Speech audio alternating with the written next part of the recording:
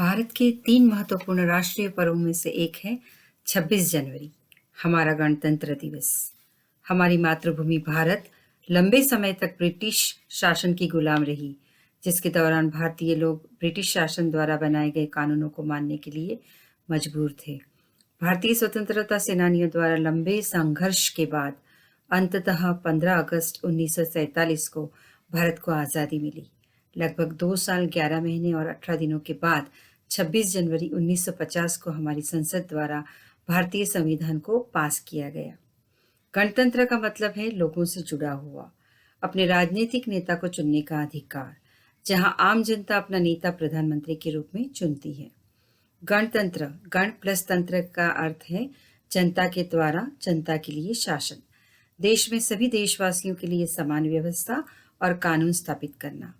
हमारे देश में सभी धर्मों को, संप्रदायों को समान अधिकार और स्थान दिया गया है, और चूंकि यह दिन किसी विशेष धर्म, जाति या संप्रदाय से न जुड़कर राष्ट्रीयता से जुड़ा है, इसलिए हम सभी के लिए 26 जनवरी एक गौरवपूर्ण दिन है। आइए जानते हैं 15 अगस्त और 26 जनवरी को झंडा फहराने में क्या अंतर है। 15 अगस्त के दिन राष्ट्रीय ध्वज को नीचे से रस्सी द्वारा खींचकर ऊपर ले जाया जाता है, फिर खोलकर फहराया जाता है, जिसे ध्वजारोहण कहते हैं, जिसके लिए अंग्रेजी में फ्लैग होस्टिंग्स शब्द प्रयोग किया जाता है। जबकि 26 जनवरी यानी गणतंत्र दिवस के अवसर पर झंडा ऊपर ही बंधा रहता है, जिसे खोलकर फहराया जाता है, जिसे झंडा फहराना कहते हैं, जिसके लिए फ्लैग अनफर्लिंग शब्द प्रयोग होता है। 15 अगस्त के दिन प्रधानमंत्री लाल किले से, जबकि 26 जनवरी को राष्ट्रपति राजपथ से झंडा फहराते हैं। ऐसा इसलिए क्योंकि 15 अगस्त को न तो देश का संविधान लागू हुआ था और न ही राष्ट्रपति ने पदभार ग्रहण किया था। इसलिए 15 अगस्त के दिन प्रधानमंत्री ध्वजारोहण करते हैं और गणतंत्र दिवस के दिन राष्ट्रपति झंडा फहराते हैं। 26 जनवरी के दिन देश की राजधानी नई दिल्ली में बहुत से भव्य कार्यक्रम आयोजित किए जाते हैं।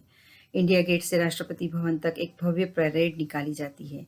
रेजिमेंट, नौसेना, वायुसेना के सैनिक इसमें हिस्सा लेते हैं। इसके अलावा एनसीसी के बच्चे भी इसमें प्रतिभाग करते हैं। हमारे देश के प्रधानमंत्री इंडिया गेट पर स्थित अमर जवान ज्योति पर पुष्पमाला डालकर शहीद सैनिकों का सम्मान करते हैं। सभी शहीद सैनिकों की याद में 2 मिनट का मौन रखा जाता है। हमारे देश को स्वतंत्र करने में बहुत से लोगों ने बलिदान दिया है। अनेक देशभक्तों ने अपनी जान न्योछावर कर दी। प्रधानमंत्री सभी का आभार प्रकट करते हैं। इस दिन विदेशों से बहुत से मेहमान और राजनेता आते हैं। इस दिन भारतीय सेना द्वारा भव्य परेड की जाती है, जो विजय चौक से शुरू होकर इंडिया गेट पर खत्म होती है।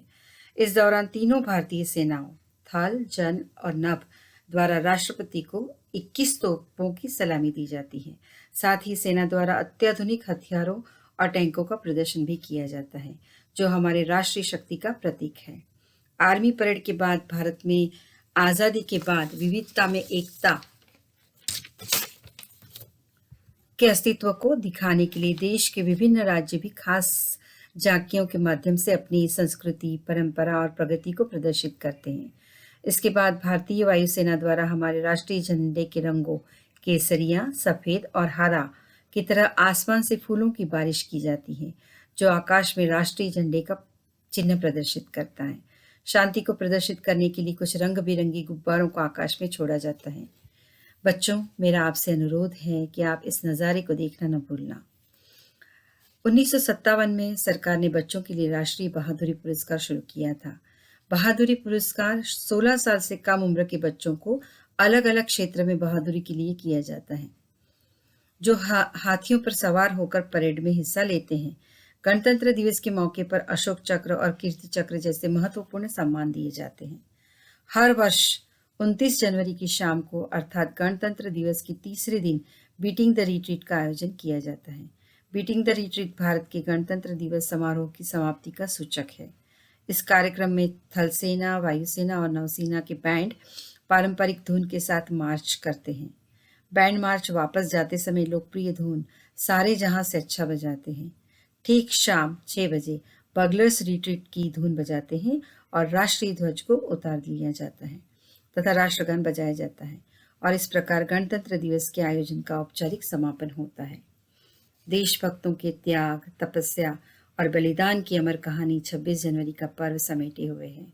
उत्सर्ग और शौर्य का इतिहास भारत की भूमि पर पग पग में अंकित है। किसी ने सच ही कहा है, कण कण में सोया शहीद, पत्थर पत्थर इतिहास है। देश के नौजवान वीर अपनी जान की परवाह न करते हुए देश की आज़ादी के लिए हंसते हंसते अपने प्राणों की आहुति दे दी।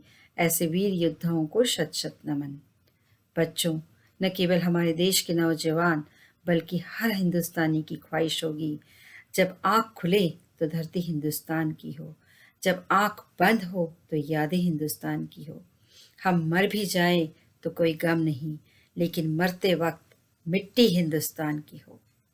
तो बच्चों, आओ झुककर सलाम करें उनको जिनके हिस्से में ये मुकाम आता है। खुश नसीब होता है वो खून जो देश के काम आता है। आप सभी को गणतंत्र दिवस की हार्दिक शुभकामनाएं।